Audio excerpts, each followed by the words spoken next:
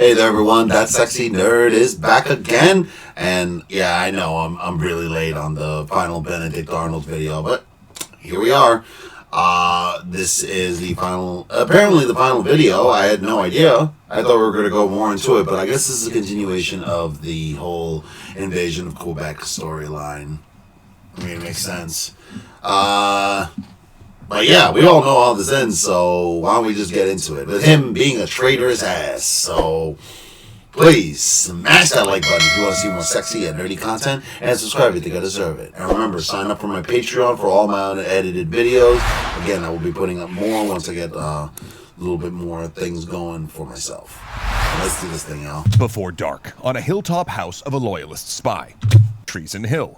On one side, Major John Andre, Chief of Intelligence of British General Henry Clinton. He has come aboard the HMS Vulture and has rowed ashore in a boat. On the other side, Major General Benedict Arnold, who has agreed to betray the country he helped create. This meeting is a culmination of 18 months of correspondence, sent via secret couriers passing coded messages in invisible ink. Messages written between the lines of letters from Arnold's wife Peggy, who John Andre had once courted, and now they've made a deal. Of course. Arnold will allow the British to take the fort at West Point in New York, and in return, the British will give Arnold £20,000. And okay, first of all, I'm sorry. It may seem petty of me, but unless I could really work out a deal, I would never, ever make a deal with someone who tried to have sex with my wife. Or I tried to have sex with my wife. Sorry. No. Unless I can definitely get really rich off of it or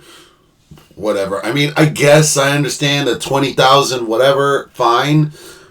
I wouldn't be cordial about it, I guess. I don't know. It just doesn't seem something I could ignore, you know? Maybe that seems petty of me, but I don't know how these people could do it.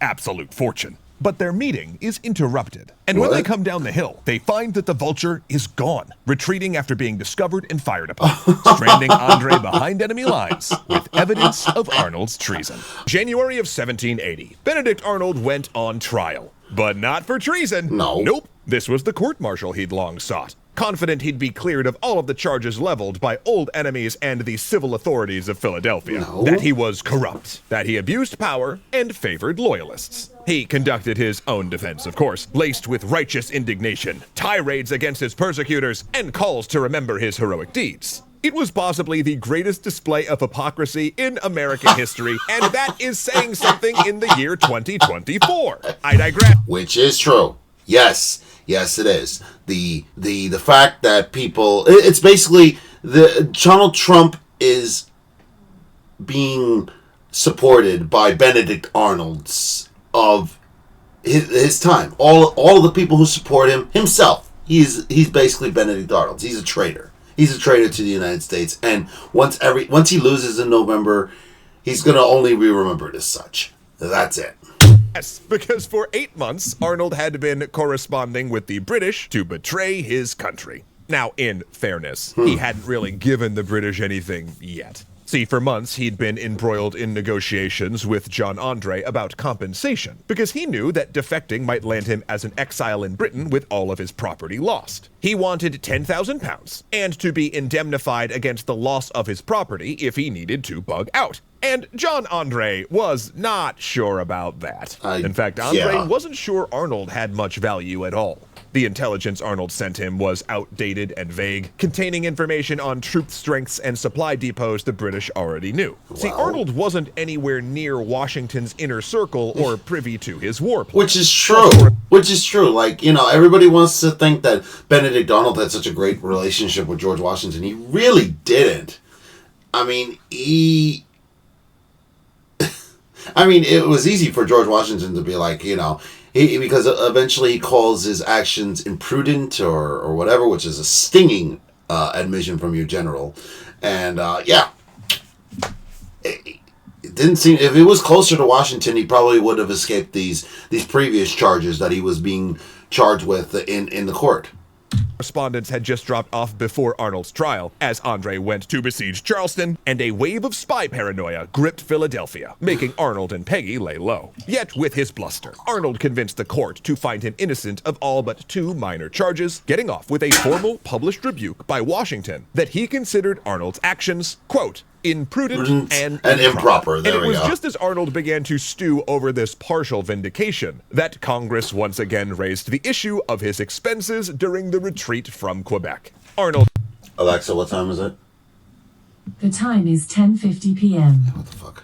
Had been slipshod in tracking his expenditures during that time, it was true. But it was also true that some of the paperwork had been lost during the desperate retreat, that Congress had never responded to Arnold's requests to assign him clerks and paymasters, and that it was not realistic for Congress to expect perfect accounting when he was also running a military campaign. Regardless, their conclusion was that he owed Congress $1,000. What? And Arnold responded by resigning as military commander of Philadelphia and appealing to Washington to give him a new command. He's not gonna Seems give he you a wanted damn thing. West Point. Arnold's old commander from the Quebec expedition, Philip Schuyler, suggested that he might take over there. The fort itself was strategically vital, on a narrow bend in the Hudson River, and whoever held it would control the valley. Also, I live near there, so. Really the perfect command for a military hero with a leg wound that limited his mobility. Which shows that, despite recent trouble, many in the Continental Army were still rooting for Arnold. Of course, he immediately repaid Schuyler's kindness by turning around and writing Andre about the offer. You're Then shit. started liquidating his assets in Connecticut and transferring cash to London. Kinda sus. Though it's not like Arnold had a lot of choice at this point. Even if he'd changed his mind, the British had so much incriminating correspondence that they could have easily blackmailed him into doing anything they wanted. Wow. In July of 1780, Major Andre returned from his deployment to South Carolina to find an unread stack of coded letters describing the plan, and immediately agreed. And within weeks, Arnold was commanding West Point. There, he began systematically sabotaging the defenses, Yeah. refusing to carry out repairs, and transferring the garrison to other areas. Kinda real sus. Yes. Then 2 months later, like we showed you at the beginning of this episode, Arnold and Andre were face to face and trying to figure out how to get Andre back to British lines. You know, preferably without needing to burn the incriminating letters and maps of West Point Arnold had just handed him. Ah, no problem, Arnold said. I'm a general. I can write passes. All you gotta do is dress in civilian clothes, take this pass here saying you're doing important army work, and you'll get back to the British lines no problem. That doesn't sound like it's going to be as easy as he makes it. But traveling in civilian clothes meant that, if caught, he could be hanged as a spy. So imagine how relieved Major Andre was when he was stopped by 3 men, but one of them was wearing the uniform jacket of Britain's Hessian allies. So when the men asked him if he was a British officer, Andre said yes, which was not smart, because it turned out they were Americans. The man wearing the Hessian jacket had stolen it while escaping from a prisoner of war camp. They took him straight to a Continental Army officer. Now, luckily for Andre, due to the past, that officer got confused and sent him under guard to Arnold at West Point. But then, unluckily for Andre, an officer who was part of Washington's spy ring had heard about all this, caught up, and found the documents. And finally, very, very unluckily for Andre, he would be convicted of espionage and hanged. When Washington arrived at West Point that morning, scheduled to meet with Arnold for his first inspection of the fort, he immediately became annoyed. Arnold didn't greet him, as protocol demanded, and the state of the fort was deplorable. Arnold hadn't even fixed the rusty chain closing off the river. Oh, that bastard messed up West Point? Oh, hell no.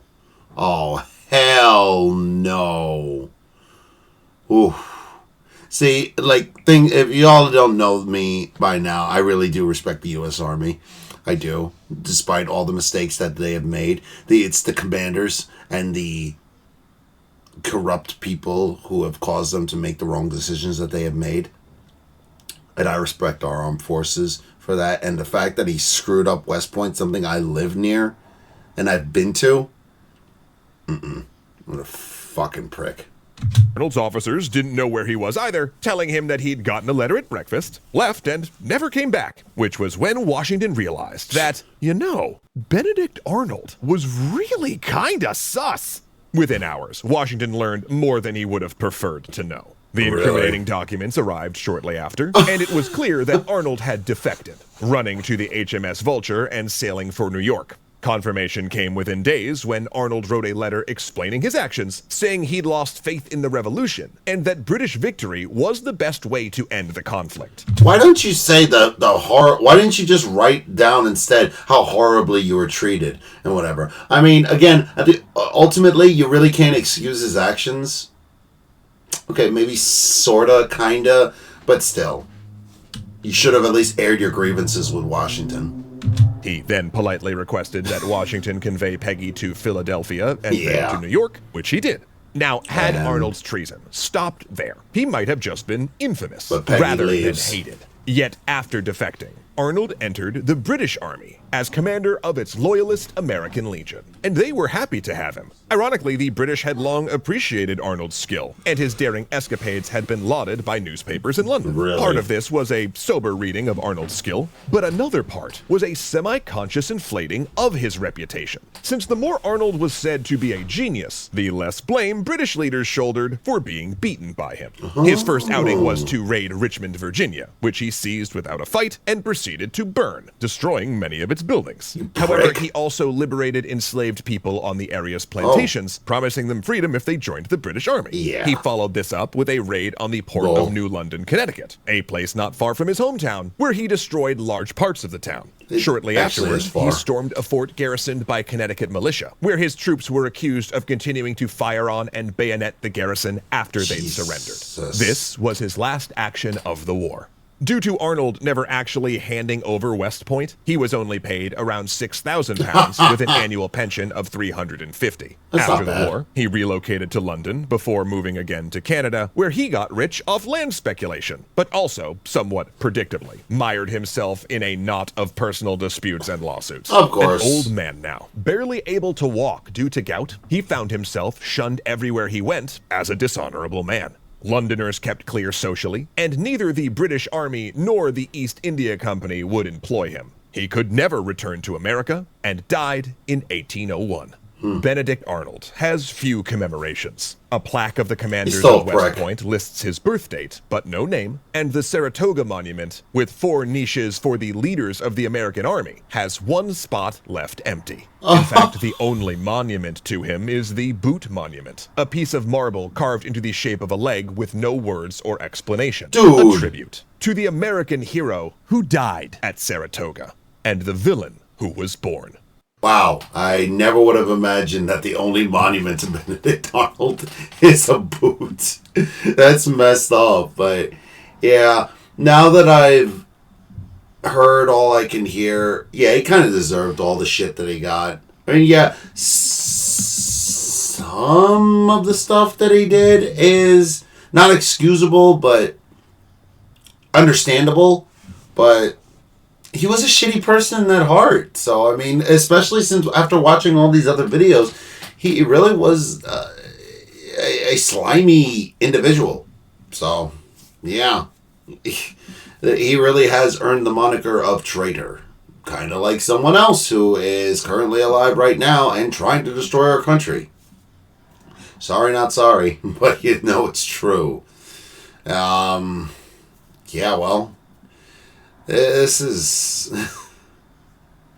Boy, I can't believe I actually started feeling bad for the guy. But knowing his full story, yeah, he kind of deserved what he got. So, what do you guys think? Let me know in the comments below. And remember, please smash that like button if you want to see more sexy and nerdy content. And subscribe if you think I deserve it. Remember, check out my Patreon for more unedited reactions to my full-length videos. And I'll see y'all in the next video.